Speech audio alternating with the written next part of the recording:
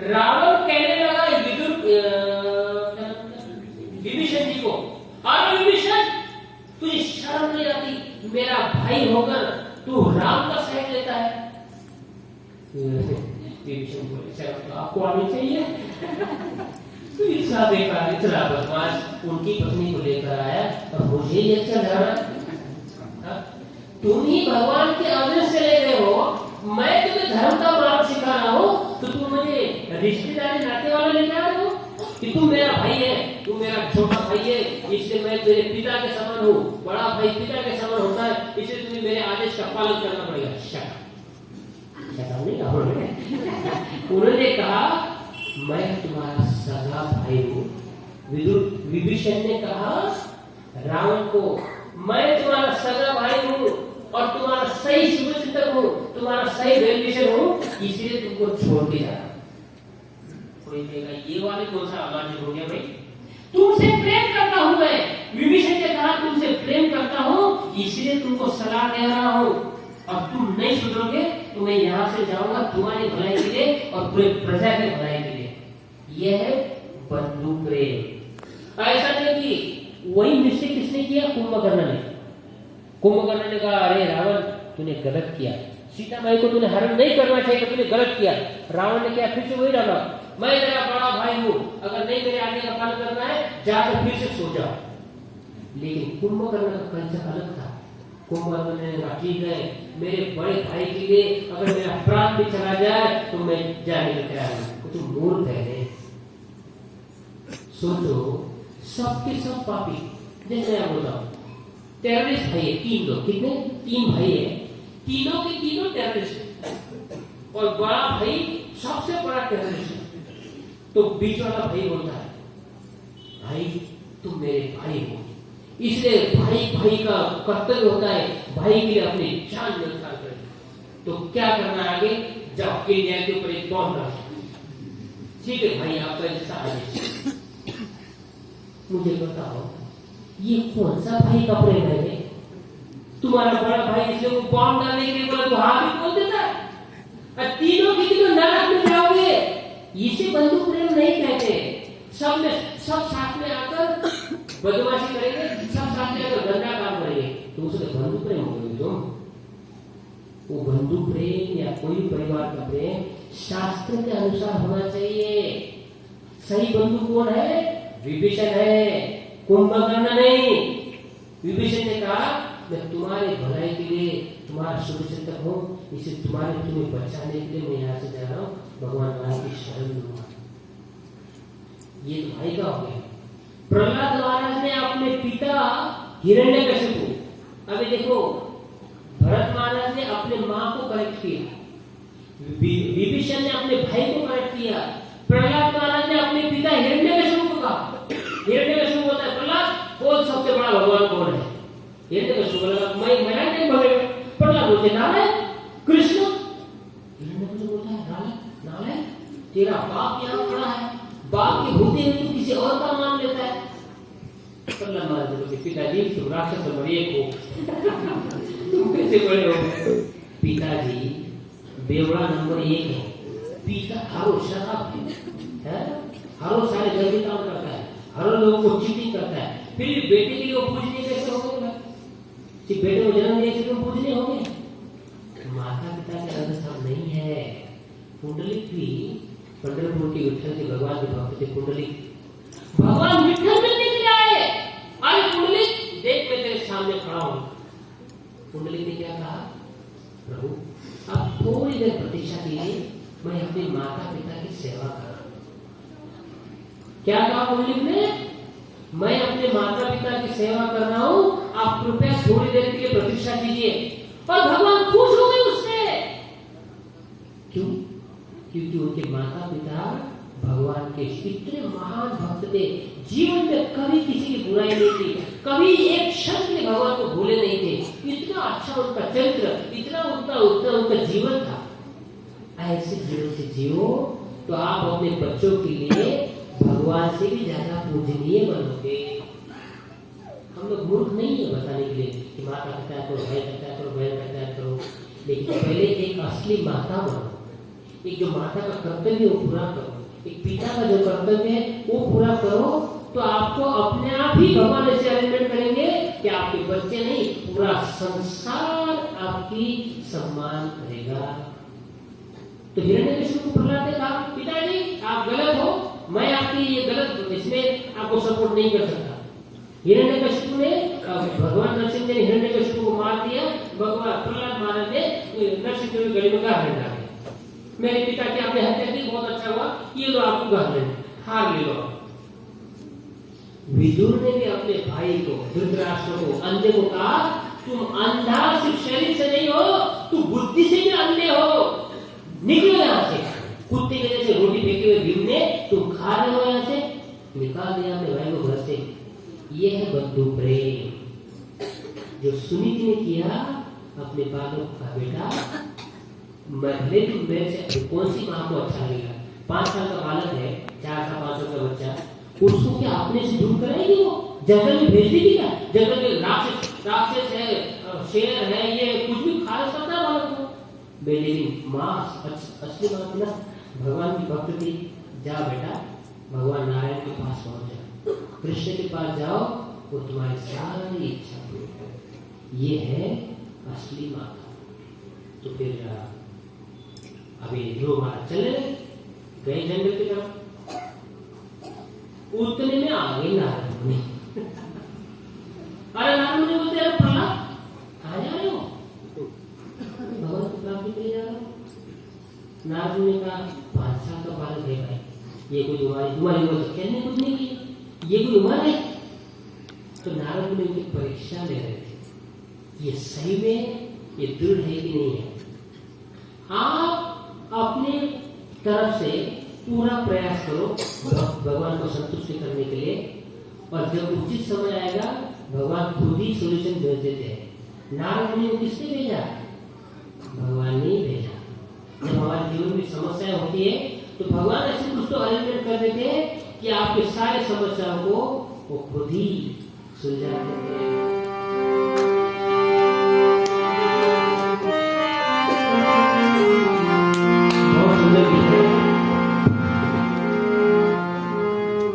बिगड़ी मेरी बनाए दिलदार सावरा,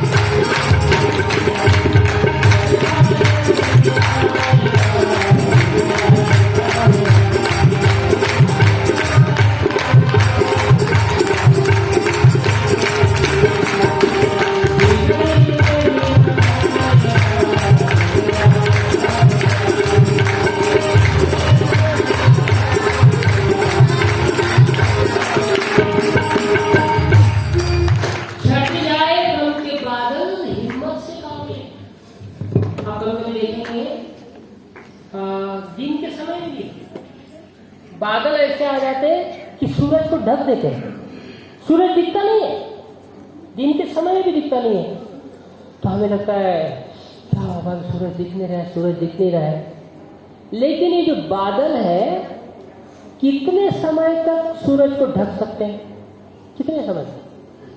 थोड़ी देर तक ही ना, तो कुछ देर के बाद कुछ समय तक वो बादल सूरज को ढक सकते हैं, लेकिन कुछ समय के बाद वो बादल हटने ही है, सूरज को दिखना ही है। जीवन की समस्याएं भी ऐसी ही है। लेकिन उस समय क्या होता है, सब अंधेरा हो जाता है ना, सूरज दिखता नहीं है, इसलिए लगता है अभी कोई होप नहीं है। लेकिन चिंता मत करो, सूरज मरा नहीं है, सूरज खत्म नहीं हुआ है, वो सिर्फ बादल से ढका हुआ है।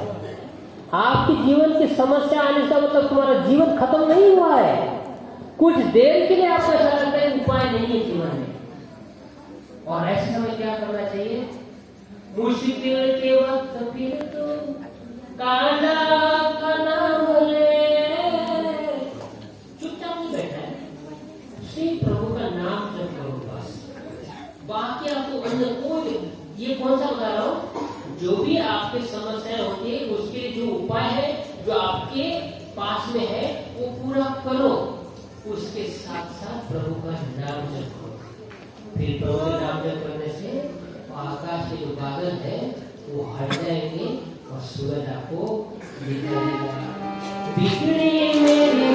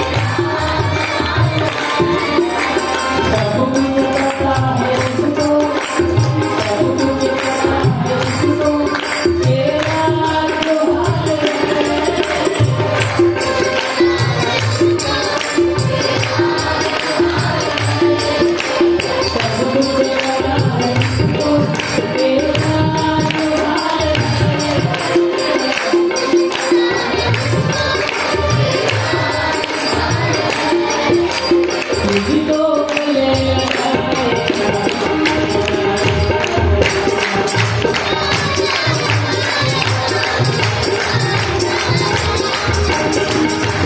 तुझको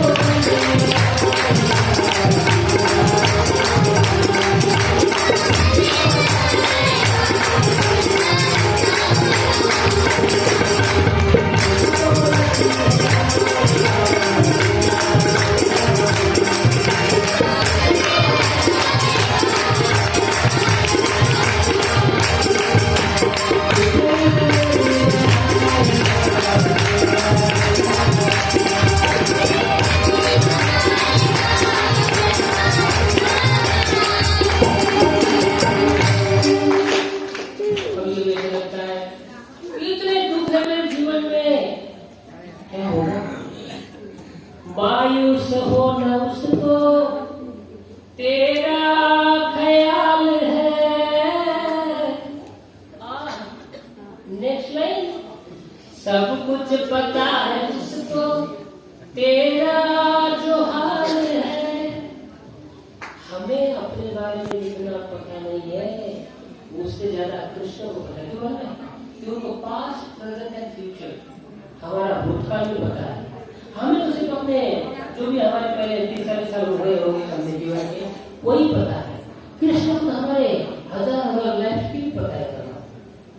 भगवान को पिछली लाइफ भी पता है, ये लाइफ में क्या हो रहा है ये भी पता है, अगले जीवन में क्या होगा वो भी पता है। लेकिन तुम्हें सुरक्षित सेफली एक जगह से उठाकर दूसरी जगह रखना है ना, उसकी वो प्लानिंग कर रहे हैं। कभी देखा है वो कैट, बिल्ली है अपनी जगह 3-4 बच्चे उसके रहेंगे ना, एक जगह पर रखती है और जब देखती है और हमेशा वो बच्चों को चेंज करती रहती है, एक जगह से दूसरी जगह से दूसरी जगह।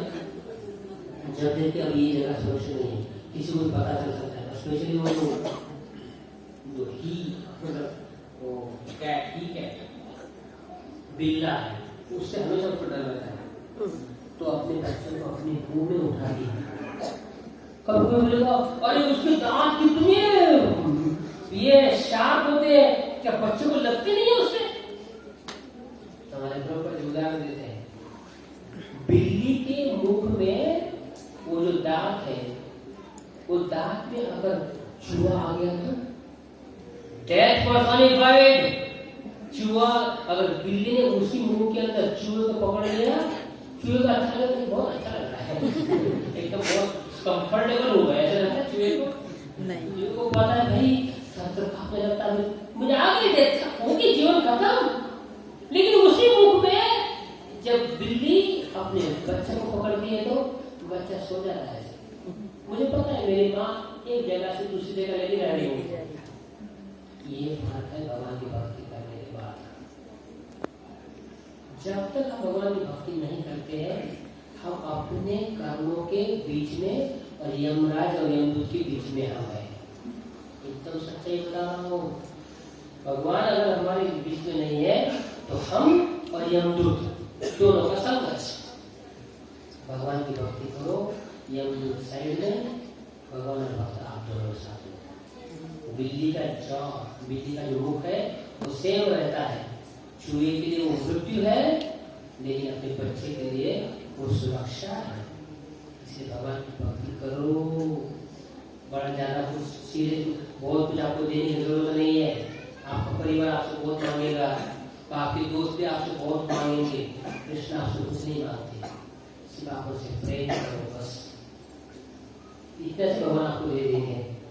तो आपको माइंड होने की आवश्यकता नहीं है, क्योंकि भगवान को आपका सब पता है। जितना आपको अपने बारे में पता नहीं है, कृष्ण को उससे ज्यादा पता है।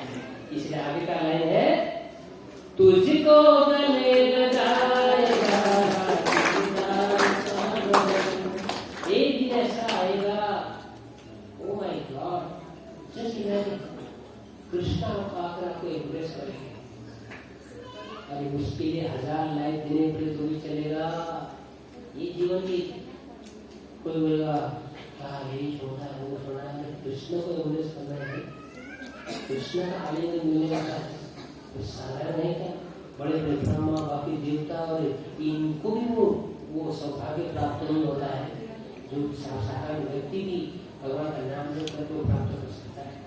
ये छोटी बड़ी चीज छोटे में क्या होता है? बिगड़ी मेरी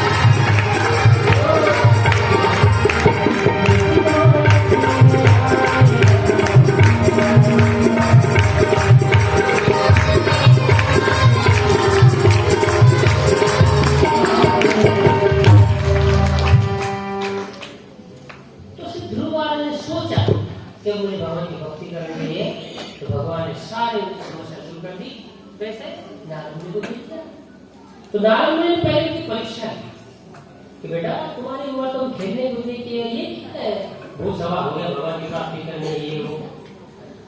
तो ध्रुव महाराज ने कहा गुरुदेव अगर आपको मार्ग बताइए, नहीं तो मैं अपने अकेला चला। नारद मुनि ने कहा छोटा सा बालक 5 साल का भाषा जरूर दीजिए। इतना उसकी दृढ़ता इसके अंदर है कि मुझे भी बोल रहा है अगर आपको मार्ग बताना है तो बताइए, नहीं तो मैं अपने मार्ग में चला। हमारी परीक्षा होगी, सुनिए। कभी मैं आपको अपने मित्र को सुनेंगे, ये क्या है, ये भी छोड़ दिया, वो भी छोड़ दिया, ऐसा भी पर छोड़ना मतलब क्या है? पाप छोड़ना है। कभी कभी होता है ना, तो चलो खाना गलता खाना है तो पाप पीना है, तो पाप खाने का छोड़ना मतलब लोग कहने नहीं है, ऐसा नहीं चल सकता, ऐसा नहीं चल सकता, ऐसा नहीं हो सकता। तो हम उनको प्रेम से कहेंगे। ध्रुव महाराज ने कैसे कहा नारद मुनि को, आप अगर मार्ग बता सकते तो बताइए, नहीं तो चला आगे।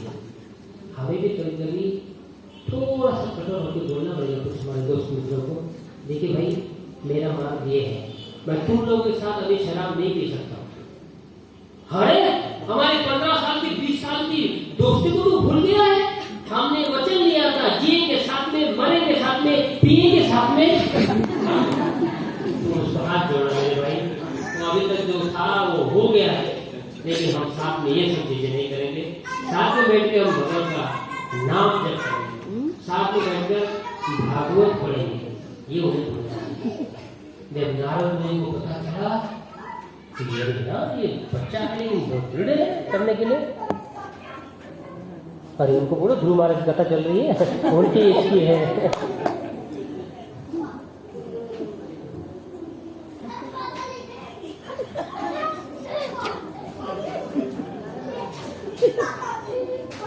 बकरी गसी कोई है उनको बता क्या है?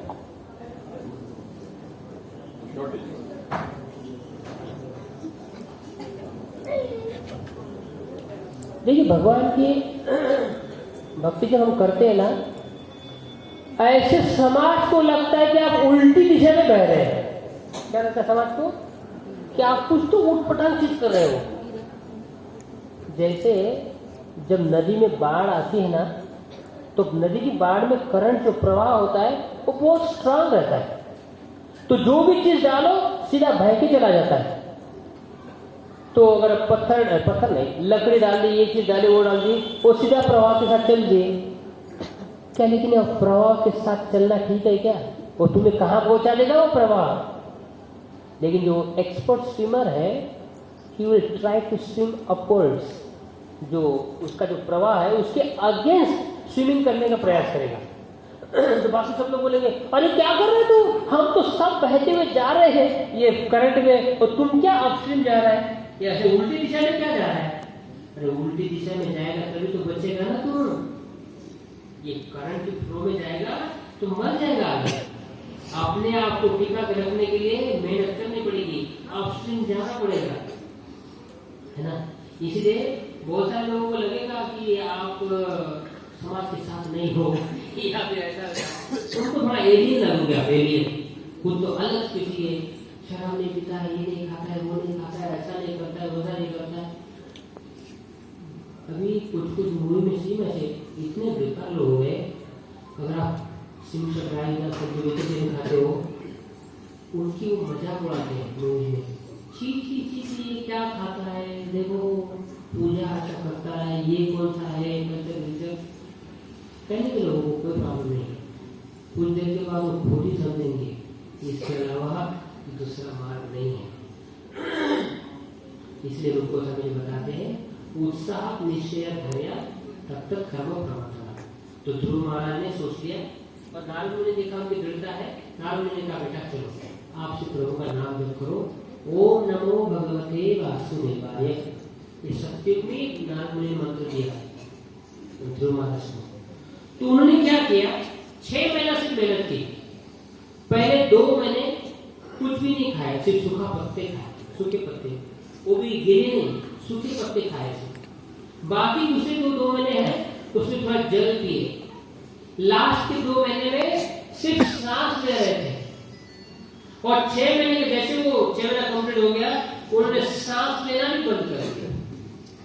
आप बोलेंगे ये कौन सा मार्ग है, ये मार्ग अभी नहीं है, ये सत्युग की बात है। ध्रुव महाराज का समय सत्युग का था, उस समय तपस्या के लिए अभी 5 साल की बात क्या है, अभी 50 साल का आदमी होगा तो भी वो 2 महीना बिना खाए पीए रह नहीं सकता, यहाँ तो सांस भी बंद कर दी थी उन्होंने। तो ये तपस्या हमारे लिए नहीं है, वो सत्युग में थी, इसलिए आज नहीं बताया उनको। तो फिर क्या हुआ, 6 महीने के बाद इतनी तपस्या हो गई, इतनी तपस्या हो गई नाम जप करने से कि देवता जो है वैकुंठ नहीं स्वर्ग के, उनकी भी सफोकेशन होने लगा उनको, उनकी सांसें रुक गई कि सारा वायु इन्होंने अपने पास जमा करके रखे ध्रुव महाराज जी ने। तो भगवान आए नारायण उनके सामने, बोल बेटा ध्रुव क्या चाहिए तुम्हें।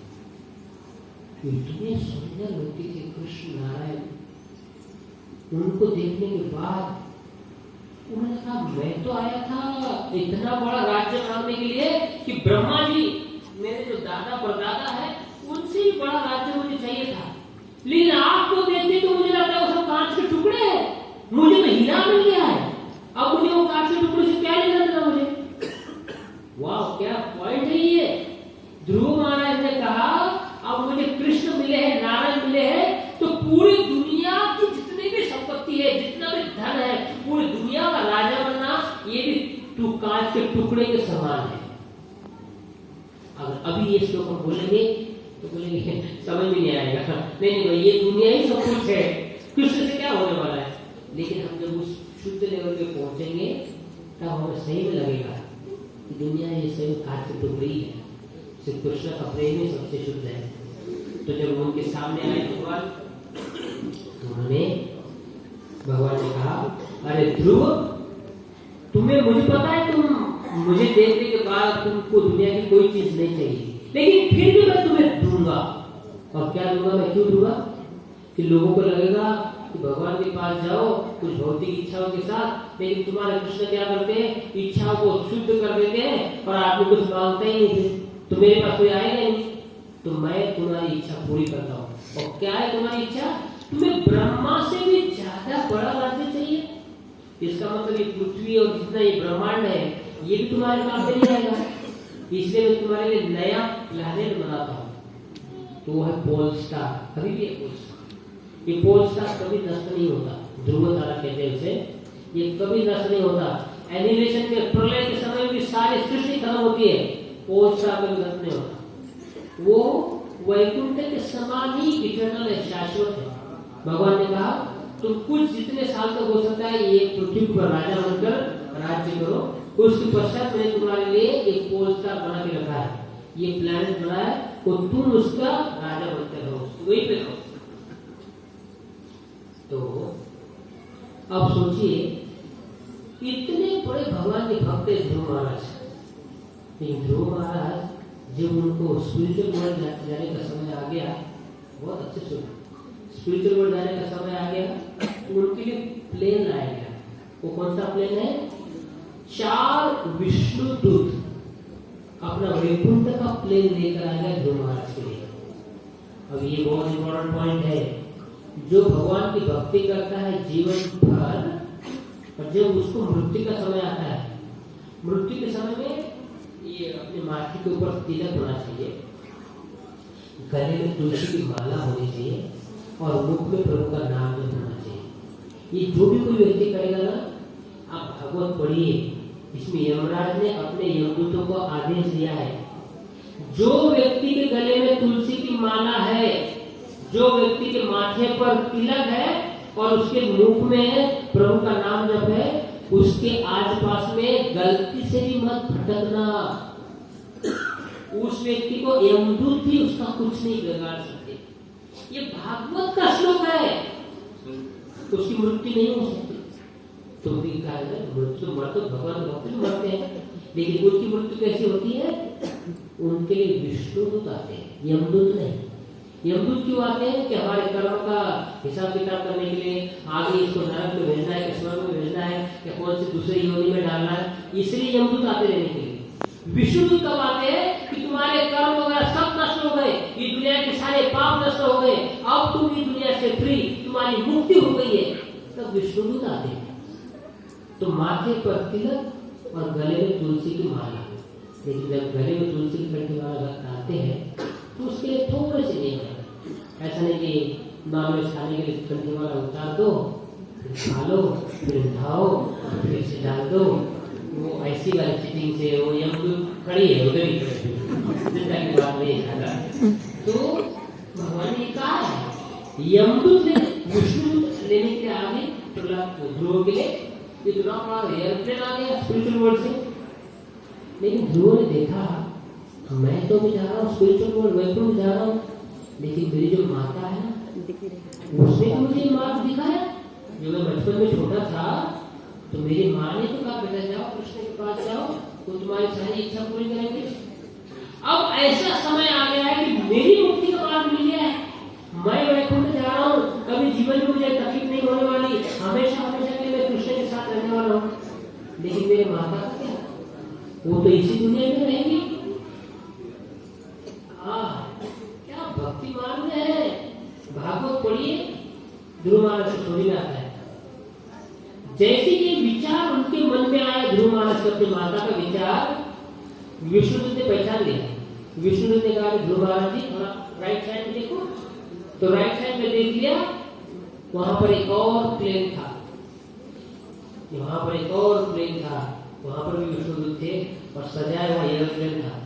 उन्होंने कहा तुम्हारी माता ऑलरेडी बैठी हुई है उसमें, तुम्हारी माता ऑलरेडी बैठी हुई है। इसीलिए अगर आप अपने बच्चों को भगवान की भक्ति सिखाओगे ना, तो आपके बच्चे का हृदय इतना सॉफ्ट, इतना प्रेम वाले करेंगे कि वो व्यक्ति आपके लिए जीवन भर कृतज्ञ रहेंगे। जिस पिता ने अपने बच्चों को सिर्फ शराब पीने के अलावा दूसरा कुछ सिखाया नहीं, तो उसके लिए क्या रिस्पेक्ट रहेगा। लेकिन जिस माता पिता ने अपने बच्चों को भगवान की भक्ति बचपन से सिखाई है, अच्छे संस्कार दिए हैं, उनको नाम जब सिखाया है, जब भी थोड़ी बहुत गलती होती है बच्चे से उनको समझाते हैं बेटा ये अच्छा नहीं है, अभी तुम्हें अच्छा लग रहा है लेकिन पूरे जीवन भर के लिए अच्छा नहीं है। कि हमें समझाना चाहिए, हर स्टेज में अपने बच्चों को समझाना चाहिए।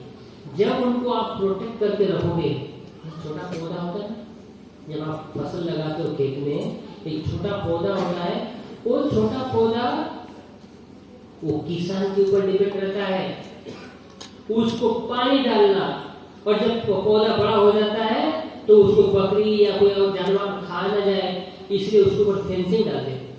फेंसिंग उसके ऊपर आवरण डालते हैं, ये किसका काम है? किसान का काम है ये। वो अगर उसको फेंसिंग नहीं करेगा तो कोई जानवर आके उसको खा जाएगा। आपके बच्चे जब उसकी इतने छोटे उम्र के हैं तो आपको उनकी जरूरत है, तो आपको उनको पौधे के आसपास फेंसिंग लगानी पड़ेगी। वो कहाँ जाते हैं, कैसे उनके कौन सी किस प्रकार के उनके मन में विचार आएंगे, किस प्रकार के उनको प्रॉब्लम आ सकते हैं, इसलिए उनको फेंसिंग डालो, अच्छा एसोसिएशन दो उनको। उनके लिए टेलीविजन के ऊपर मोबाइल में कृष्ण के गेम है, लिटिल कृष्णा के वीडियोज है, भगवान के कीर्तन सुनने के लिए दे दो। इसको आपके सब कुछ है, बेस्ट प्रकार के कीर्तन है, बेस्ट प्रकार के वीडियोज है। मतलब आपको ऐसा नहीं कि कुछ देखने के है नहीं, क्या करोगे? नहीं, सब अल्टरनेटिव है। अच्छा प्रसाद पे किसने कहा कि सब राई गाली खाते हैं? यहाँ पर तो पिज्जा, बर्गर, पास्ता क्या नहीं है, सब कुछ है। लेकिन आप पहले प्रभु को ऑफर करो, भगवान को भोग लगा दो और उसके बाद अपने बच्चे को खिलाओ, तो उनकी खाने की इच्छा भी पूरी हो जाती है और उनका शुद्धिकरण भी होता है। तो जब अपने माता पिता अपने बच्चों के लिए इतना कुछ करते हैं तो स्वाभाविक है वो जब बड़े हो जाएंगे तो तुम्हें भी अपने पलकों पर बिठाएंगे। ध्रुव महाराज ने देखा कि मेरी माता भी इतनी मेरी सेवा की है, क्योंकि माता ऑलरेडी प्लेन में थी। यही एक मनुष्य जीवन का उद्देश्य है कि अपना खुद पति पत्नी बच्चे भगवान की भक्ति करो, नाम जप करो, नियमों का पालन करो और इसी जन्म में वैकुंठ धाम चले जाओ। लास्ट में एक गीत गाते हैं, बहुत सुंदर गीत है, उसके बाद हम ठीक है एक गीत है।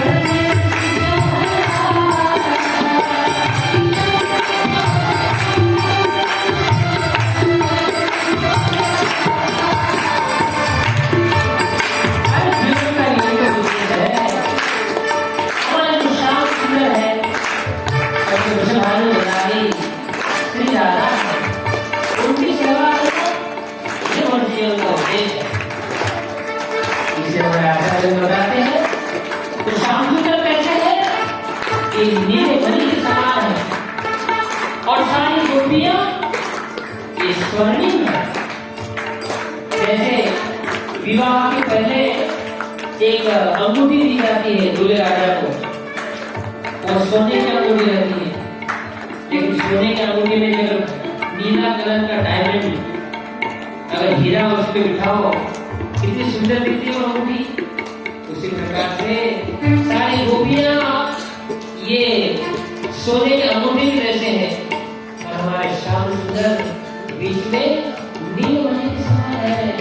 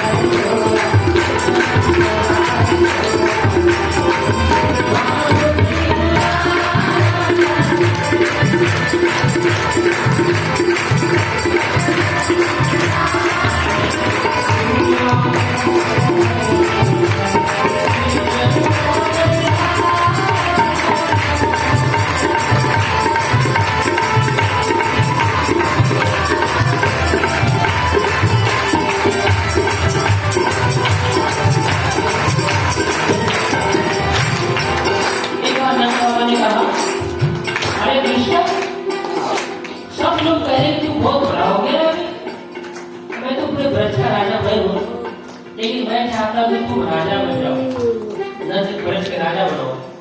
भगवान ने कहा नहीं नहीं नहीं नहीं, नहीं। मैं राजकुमार ही रहूंगा। राजकुमार क्यों?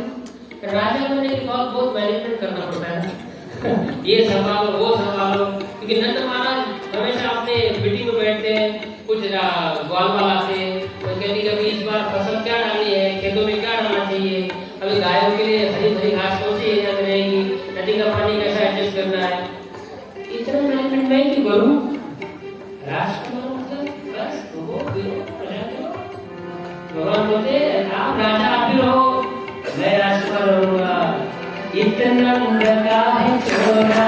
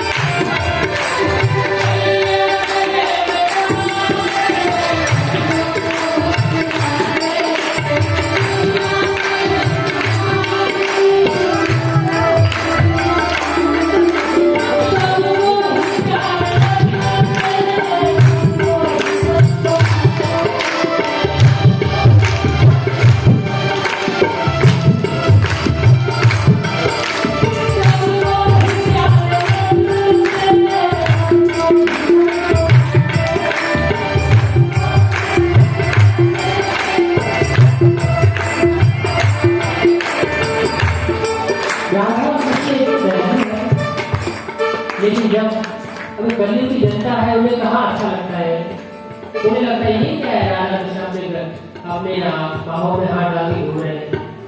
हमें ये कैसे देखना चाहिए?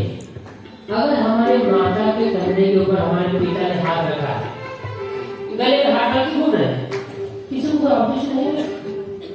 हमारे माता के कंधे के ऊपर पिता ने हाथ डाल के घूम रहे हो गाड़ी में या कहीं पर भी, कि दुनिया के किसी को भी ऑपरेशन आएगा क्या? हमें भी राधा कृष्ण की लीलाओं को ऐसे समझना चाहिए। अरे वही तो माता पिता है, हमारे माता पिता कहाँ से है? उनके माता पिता से, उनके माता पिता कहाँ ऐसे ढूंढते रहो, फाइनली आपको वही मिलेगा, राधा कृष्ण। उन्हीं से सब कुछ आते हैं।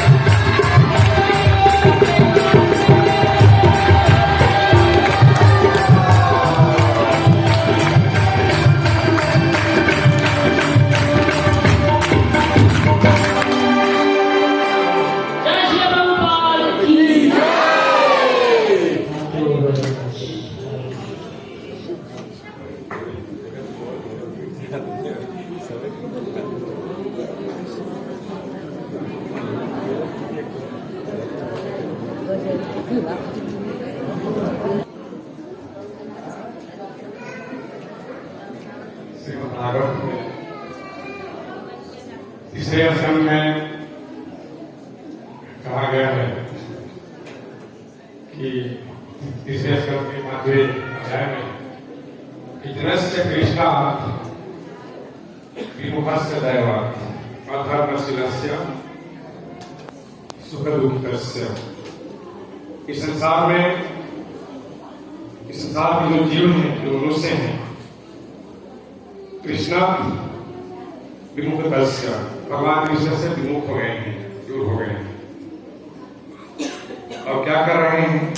धर्म के विकास करने लगे हैं। परिणाम क्या होता है? दुख होता है। संसार के लोग दुख भोग रहे हैं, लेकिन फिर कहते हैं कि ये जो भगवान के जो प्रतिनिधि लोग हैं, भूतानि भव्यानि जनार्दनस्य, इस संसार में भगवान के प्रतिनिधि ये संत महात्मा और गुरु वैष्णव, हिजरेश प्रभु जैसे संत हमारे भी संत जीवों पर कृपा करने के लिए संसार में विचरण करते रहते हैं। तो प्रभु की कैसी कृपा है हमारे ऊपर कि आज पिछले एक हफ्ते से हम जीवों पर अकारण दया करने के लिए यहाँ आए हुए हैं।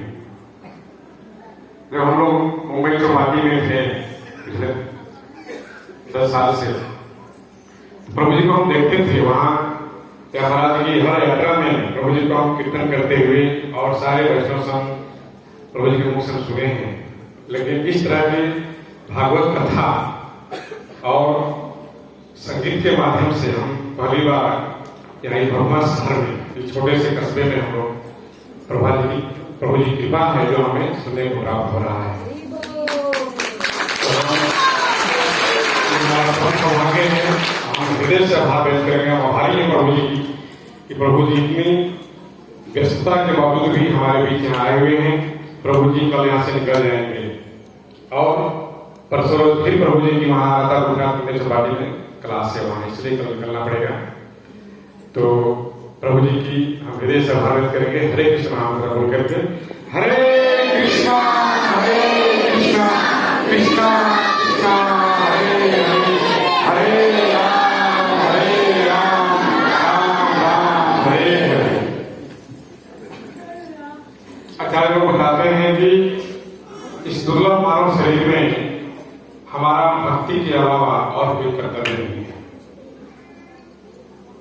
ये जो शरीर मिला है, प्रभु जी बता रहे थे पिछले दिनों लाल प्रभु जी कि ये शरीर जो है मोती का द्वार है, और इस शरीर में मानव शरीर हमें प्राप्त करके भी अगर हमने भक्ति के कार्य नहीं किए, जो हमारे कार्य हैं, तो पछताने के अलावा और कुछ नहीं बचेगा। हम फिर से 84 लाख हिंदुओं में भटकने के लिए मजबूर हो जाएंगे। तो वैष्णव की कृपा से, प्रभात की असीम कृपा से भगवान शहर में बहुत छोटा सा ही सही लेकिन बहुत प्यारा इस्कॉन नामक सेंटर की स्थापना की गई है, जो बाजू में है, बगल में है। और प्रभात जी की कृपा से इस्कॉन के द्वारा जो भी विधि व्यवस्था बताई गई है, हम लोग यहाँ प्रतिदिन सुबह में मंगल आरती के साथ नाम जप करते हैं, और प्रतिदिन श्रीमद् भागवत क्लास होता है आधे घंटे का, और संध्या में भी भागवत गीता पे क्लास होता है आधे घंटे, और कीर्तन होता है। अगर जीवन में कुछ करना है तो अभी समय निकालिए, हमारे इस सेक्टर पे आइए, और कम से कम वर्किंग के लिए समय नहीं है तो कम से कम रविवार के दिन, संडे के दिन यहाँ बहुत सुंदर कार्यक्रम होता है। संडे फिक्स प्रोग्राम सुबह में भी होता है और संध्या में। आपको कुछ करना नहीं है, अपने शरीर को सिर्फ लाना है, प्रसाद की भी चिंता नहीं करनी है संडे के दिन, तो उसकी व्यवस्था रहती है। तो कम से कम रविवार के दिन संध्या में 6 बजे से यहाँ संडे फिक्स प्रोग्राम होता है।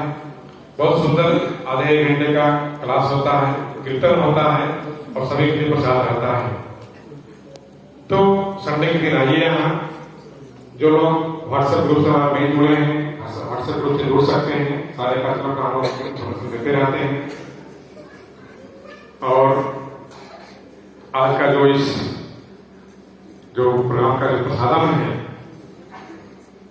हमारे जिले के स्वास्थ्य प्रबंधक डीपीएम साहब ऋषिकेश जायसवाल जी के द्वारा की तरफ से और उनकी फैमिली की तरफ से स्पॉन्सर्ड है, तो उनका हम हृदय से आभार व्यक्त करके हरे कृष्ण महामंत्र बोल करके हरे कृष्णा कृष्णा कृष्णा हरे हरे, हरे राम इस कार्यक्रम में और भी सहयोग प्राप्त हुए हैं। Doctor Arvind Kumar Singh Maurya director surgeon हैं, हमारे छोटे भाई एक दिलीप कुमार सिंह गुजरात से आए हैं, उनके तरफ से भी सहयोग मिला है। नाम तो नहीं बताने का हमने हमें प्रोमिस कराया था, लेकिन हमें रहा नहीं जा रहा है। हमारे सेंटर के एक कई पिलर हैं, उस पिलर में एक पिलर वो भी है। इस सारे इस जिले के प्रसिद्ध चिकित्सक हमें इतना उत्साह देते हैं और हम सब पीछे खड़े रहते हैं हमारे कार्यक्रम करो, लेकिन मेरा नाम नहीं लेना है। तो और हर रोज आते हैं यहाँ पे कार्यक्रम सुनते हैं, तो उनका हम हृदय से आभार व्यक्त करेंगे उनका भी। और यहाँ पे कोई भी कार्यक्रम बिना आपके सहयोग तो हो ही नहीं सकता है। आपने इतने अपना बहुमूल्य समय पूरे एक हफ्ते तक दिया कार्यक्रम में आने के लिए, आपका हम बहुत हृदय से आभारी हैं। आप अपना बहुत बहुमूल्य समय हमारे लिए दिया, यहाँ पे कथा सुना धैर्य से, शांति से। आपका भी हम हृदय से आभार व्यक्त करके हरे कृष्ण महामंत्र बोल करके हरे कृष्णा कृष्णा कृष्णा हरे हरे, हरे राम राम हरे हरे। और इस पूरे कार्यक्रम को सफल बनाने में हमारे मंदिर के जो व्यवस्थापक लोग हैं उनका भी आभार व्यक्त करेंगे हम। हमारे बीच रामश्याम प्रभु हैं, संतोष प्रभु हैं, प्रदीप केसरी प्रभु हैं, देवव्रत प्रभु हैं, धर्मात्मा प्रभु हैं, हरे वीर प्रभु हैं, ब्रजभूषण प्रभु हैं, मदन मोहन प्रभु जी हैं और भी कई सारे हैं। और साउंड सिस्टम वाले हम प्रभु जी के ये हरिशरण प्रभु जी हमारे हैं, वृंदावन से आए हैं और प्रभु जी ने ग्रहण कृपा की हमारे ऊपर। इतना सुंदर तबला बजाया और नाल बजाया प्रभु जी ने। उनकी बिना कीर्तन नहीं आता, उनकी बिना कीर्तन नहीं आता। और इनके बड़े भाई हमारे नरहरि प्रभु और ये अरबल वाले हमारे वरिष्ठ प्रभु जी हैं, तो इनका भी हृदय से आभार व्यक्त करेंगे। हरे कृष्ण महामंत्र बोल करके हरे कृष्णा कृष्णा कृष्णा हरे हरे, हरे राम राम हरे हरे।